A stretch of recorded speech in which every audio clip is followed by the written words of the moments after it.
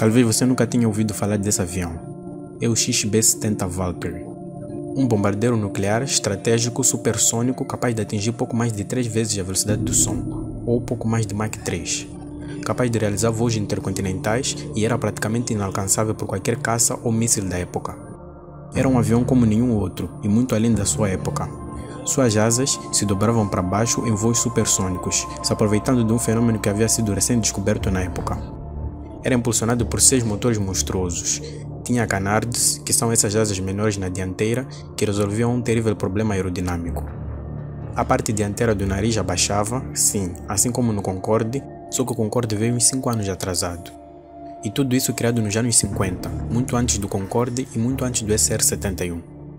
O XB-70 Valkyrie foi desenvolvido para um só propósito: decolar dos Estados Unidos, atingir 3 vezes a velocidade do som, de maneira que nenhum caça ou míssil pudesse alcançar, voar até a União Soviética e largar a sua carga mortal, uma bomba atômica termonuclear, regressar para os Estados Unidos e pousar em segurança. Mas antes mesmo que os americanos conseguissem realizar esse ambicioso plano, o XB-70 se envolveu em uma série de tragédias.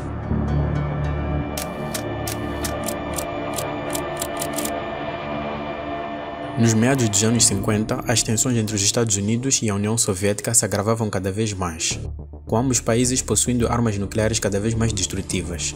Porém, a única coisa que ambos não tinham era um meio de levar essas armas apocalípticas até a porta um do outro. Nessa época, os mísseis balísticos intercontinentais ainda estavam em fase inicial de desenvolvimento. E nenhum caça tinha autonomia suficiente para viajar por longas distâncias e os bombardeiros da época voavam devagar demais, se tornando em alvos fáceis para mísseis. E foi com vista a sanar essa dificuldade que surgiu a ideia do XB-70 Valkyrie, proposta pela North American Aviation. Para que seu projeto se destacasse da concorrência, a North American explorou um conceito de um relatório muito pouco conhecido de 1956, proposto por 2 experts em túneis de vento da NACA. Esse conceito é conhecido hoje como Compression Lift.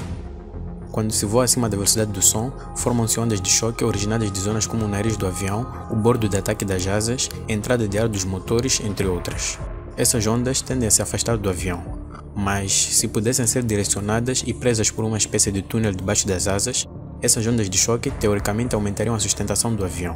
E era exatamente esse princípio que os engenheiros da North American queriam explorar e introduzir ao XB-70.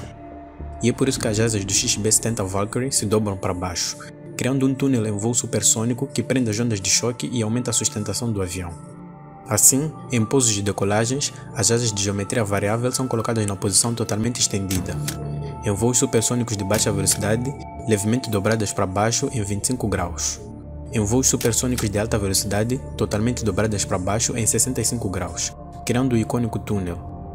Mas era necessário muito mais do que asas dobráveis para que um bombardeiro pudesse entrar e sair em segurança da temida União Soviética, recheada de mísseis à espera do fatídico alvo. Por isso, o XB-70 virá equipado com 6 motores turbojato de 11 estágios de compressores e 2 estágios de turbina, da General Electric YJ93G3-3, com afterburning, que usava um combustível chamado JP6 especialmente desenvolvido para esse avião, que possui um alto ponto de ignição e um baixo ponto de congelamento. Cada motor desses pesava 2 toneladas e 368 kg e debitava 128 kN de empuxo.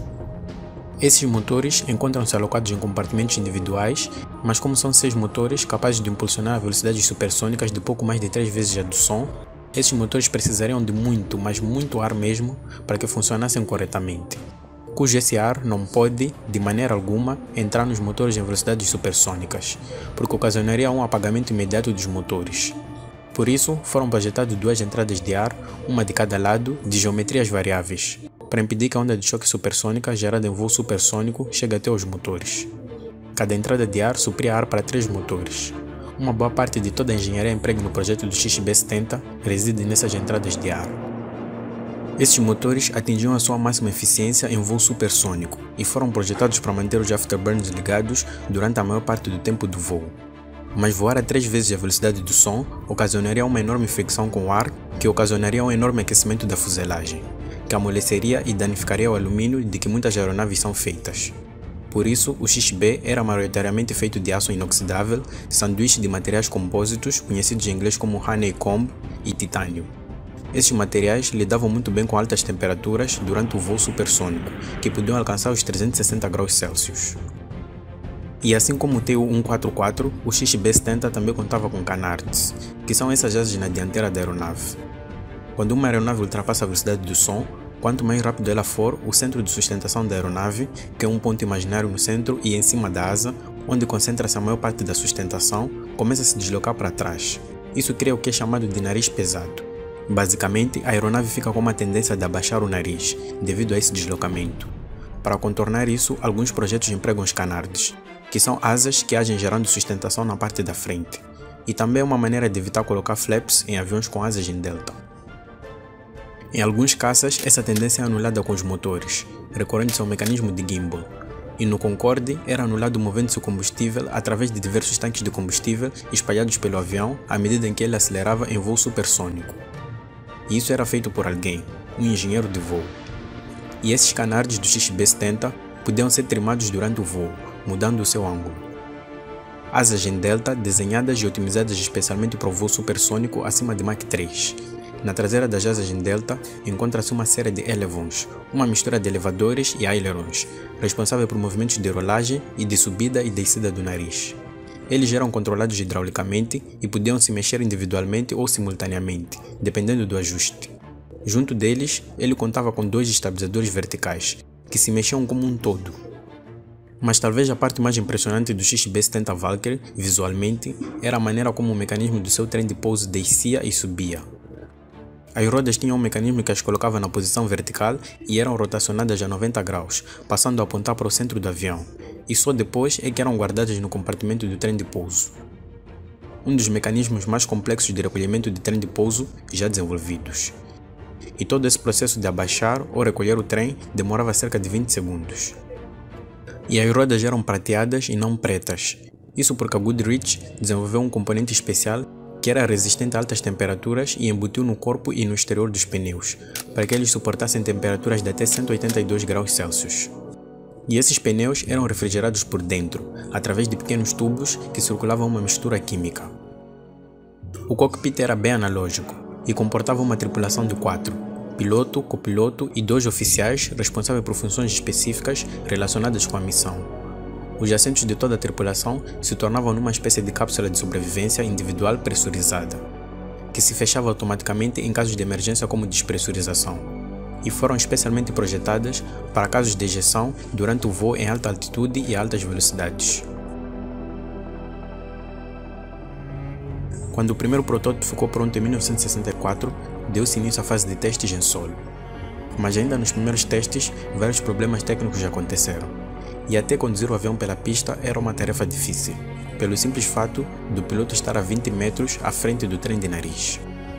Apenas no dia 21 de setembro é que ocorreu o primeiro voo, para a alegria da enorme time que o projetou. Mas a festa durou pouco, porque um vazamento de fluido hidráulico impediu que o trem de pouso fosse recolhido. Pouco depois, um dos motores atingiu 108% de potência, forçando um desligamento. Enquanto o protótipo se preparava para pousar, ocorreu um problema com os travões, os colocando permanentemente acionados, o que causou um incêndio assim que o protótipo tocou no solo. As rodas ficaram severamente danificadas. Mas o protótipo sobreviveu a todos esses problemas e uma série de reparos foram feitos. 2 semanas depois, em 12 de outubro daquele ano, o protótipo ultrapassou a velocidade do som pela primeira vez, mas sem excedê-la muito, se mantendo levemente acima dela.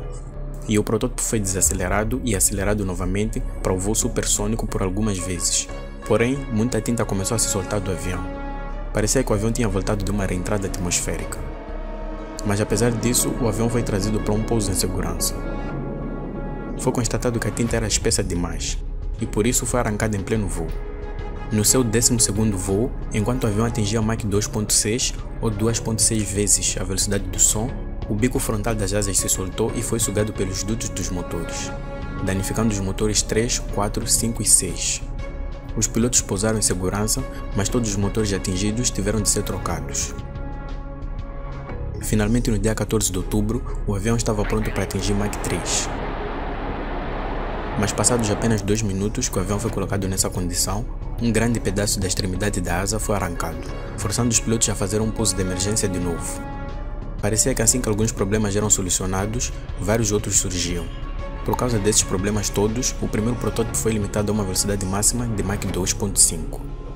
Enquanto isso, lições aprendidas durante a fase de construção e testes do primeiro protótipo eram usadas para aperfeiçoar a construção do segundo protótipo, que já estava sendo construído, com destaque para a redução do tempo de fabricação e a adição de mais 5 graus no diâmetro das asas para aumentar a estabilidade direcional do avião.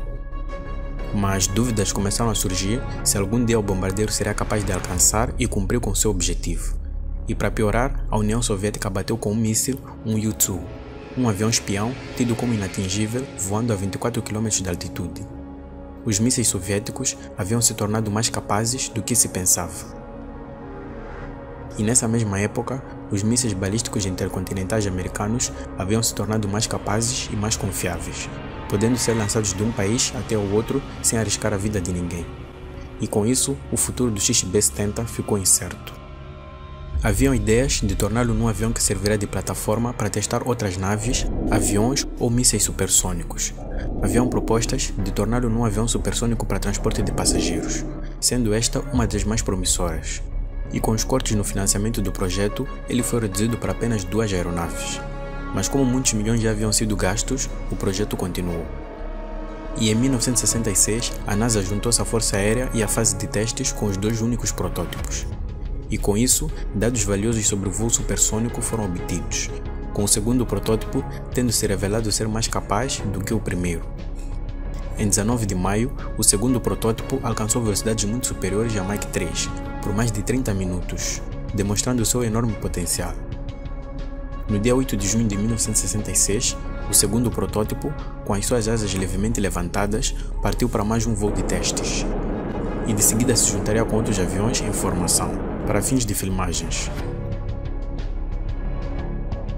Mas passados alguns minutos voando em formação, um dos aviões do lado direito, que estava mais próximo do XB-70, se aproximou demais e acabou colidindo.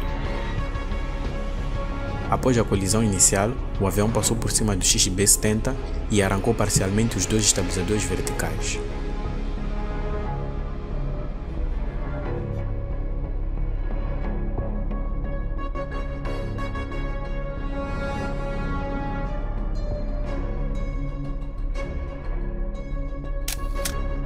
Por 16 segundos, o XB-70 Valkyrie continuou a voar perfeitamente até entrar em uma espiral descontrolada. Em uma questão de segundos, 2 pilotos e um protótipo de bilhões foram perdidos. Ele mede 56,6 metros, 32 metros de ponta a ponta das asas, pouco mais de 9 metros de altura na cauda, pesa 93 toneladas vazio e 242,5 toneladas carregado. 6 motores com afterburner que o impulsionavam a uma velocidade máxima de 3.300 km/h. Tinha um alcance máximo de 7.900 km, voando a 23.600 metros de altura, ou 77.400 pés, muito acima do alcance de qualquer interceptador ou míssil da época.